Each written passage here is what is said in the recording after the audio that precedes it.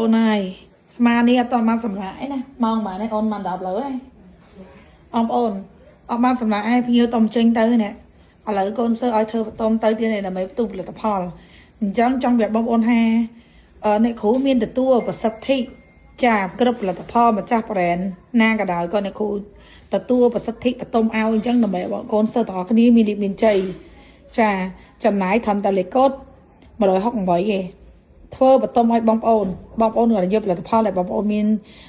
លក់អញ្ចឹងណាយកមកដាក់មកចាមានសក្តាមានសប៊ូនេះកូនសិស្សអ្នកគ្រូនៅមួយអ្នកគ្រូ10ឆ្នាំហើយចានៅមានច្រើនទៀតតែខ្ញុំបានបង្ហាញប្រេមអស់ហើយណាចាតែវាខ្ចប់អញ្ចឹងឲ្យបងប្អូនយកទៅដាក់នៅចំនៀងផ្ទះចាដាក់នៅចំនៀងផ្ទះតុកថ្វាយឬក៏ដាក់កង្គង់មកបានណានេះប្រេមពេជ្រឈីអូយភីកជីងគេឡើងខ្ជូតមែនតើឡើងហែងមែនតើមកឲ្យឡើងស្អាតនេះមេស្លេកជូនពរផ្ទុះណានេះផលិតផលមួយនេះថ្មីដែរជូនពរផ្ទុះឲ្យនៅកូនសិស្សនៅកូនច្រើនទៀតតែថ្ងៃនេះ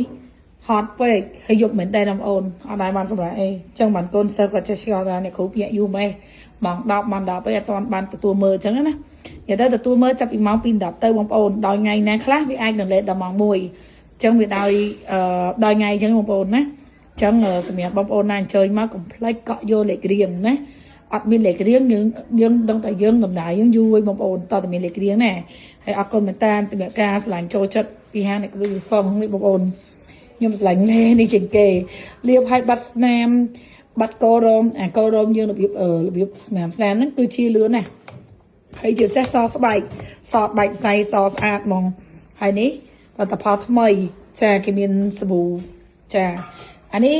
គេបន្ទំហើយគេយកទៅផ្ទះគេវិញមិនបន្ទំហើយយកមកអ្នកគ្រូទេយកបន្ទំហើយអ្នកគ្រូធ្វើកិច្ចបន្ទំហើយយកទៅផ្ទះគេវិញយកទៅវិញផលិតផលហ្នឹងនឹងផ្ទុះលឿនបងប្អូនអញ្ចឹងណា